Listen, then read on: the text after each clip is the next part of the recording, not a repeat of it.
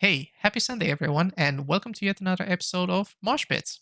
This time around, I've got a shorter episode, and I want to start off by asking you who would have thought that the average consumer would not be understanding the difference between the new capacitors that NVIDIA has put on its new 30 series GPUs? Remember the conversation that we had in yesterday's video, which I'm going to be linking here, about post caps and MLCCs? If not, then you should be checking that out. Well, apparently the videos and articles I've covered yesterday have sparked a bit of a frenzy among 30 series buyers, with people now checking if they've got the good caps or the piece of shit caps, as some developers prefer to call them.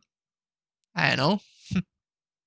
Now, I wanted to say that this doesn't all trickle down to the capacitors that you have on your board, but rather more to the higher boost clocks that the graphics cards are trying to reach, as I said in yesterday's video as well.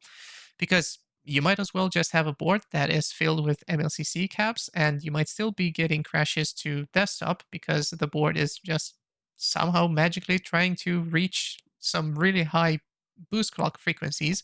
So your best solution in this case, no matter if you got 10, 20 MLCC caps or you've got a board that is filled with post caps, is to actually go into a software called MSI Afterburner or EVGA Precision and lower the boost clocks by like 50 or 100 megahertz.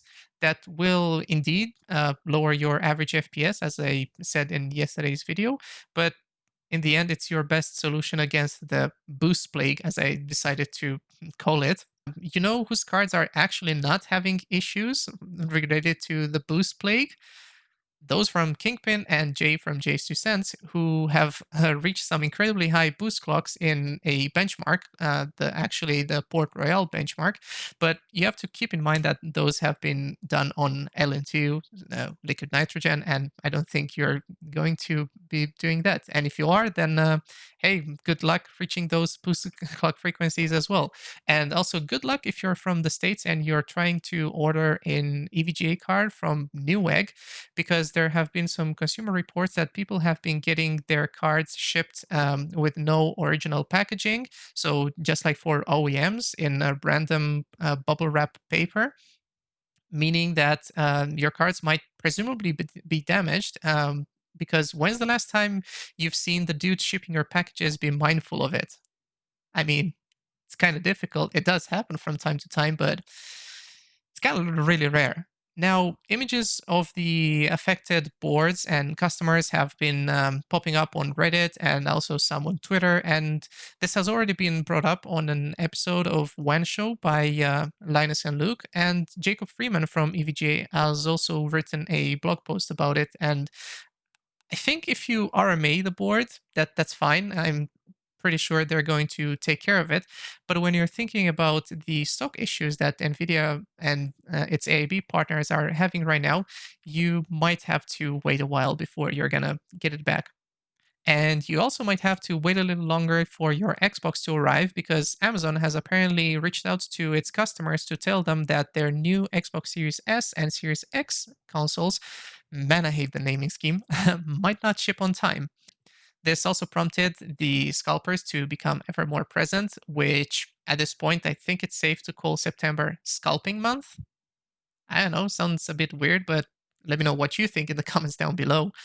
Now, with regards to scalping and scalpers, first of all, don't don't be one of those. And if you really want to get new hardware or the new consoles in this case, please don't overpay for them. Okay, this shouldn't be really difficult to do. But judging by the amount of tweets and the launches and around the launches and the pre-orders happening in Techtember on social media, this might actually be pretty difficult to do. But you know what shouldn't be difficult? Spreading kindness to each other on a new upcoming social media platform called Telepath. Weird name, but okay. Because spreading kindness is apparently the mission of the new company founded by ex Quora employees. And yes, I'm talking about that website where you can ask your dumbest questions and still get an answer.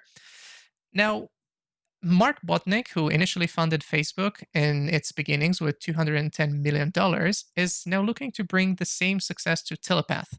Although recent reports show that the platform hasn't been doing that great with regards to spreading kindness. Nevertheless, a lot of users have actually been complaining about harassment on the platform, which kind of begs the question, did you guys not expect to have trolls in there? And also, did you expect that all your next generation games will be coming to current gen consoles? Come on. Capcom says they're doing their best to bring Resident Evil 8 to the soon to be last gen consoles, meaning the PS4 and the Xbox One. However, the company is primarily focusing on next gen hardware at this point. And this might sound all reasonable to you until you remember that the Xbox Series S and Series X consoles, and as well as the PS5, they're not really out yet and they haven't matured at this point.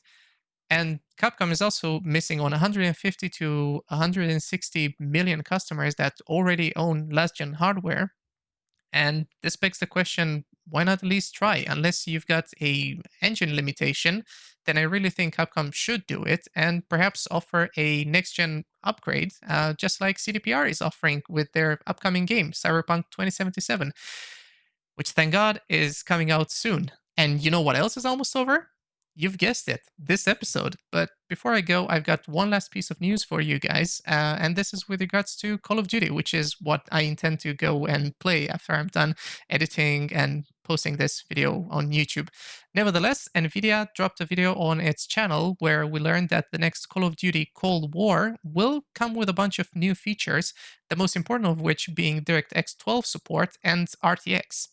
On the list of features, we also have variable refresh rate for 120 Hz screens or higher refresh rate panels, deep learning super sampling, that's DLSS support, and NVIDIA's new Reflex low latency technology, which I'm going to be linking a video about somewhere around here or in the video description down here. Now, expect other features that have been previously available to Warzone players to also be coming to the game. And yeah, what else can I say? I'm really itching to go and play some games myself. And if you're somehow itching to learn more about technology, I've linked a playlist down in the video description, as well as my Twitter and a link to Crowd and our Discord server, where we also happen to be discussing games from time to time because we don't always only discuss about tech. But hey, what can you do? I didn't have a better idea for this outro because apparently my battery is dying. So, yeah. Oh, and check out the people that I've quoted in this article as well.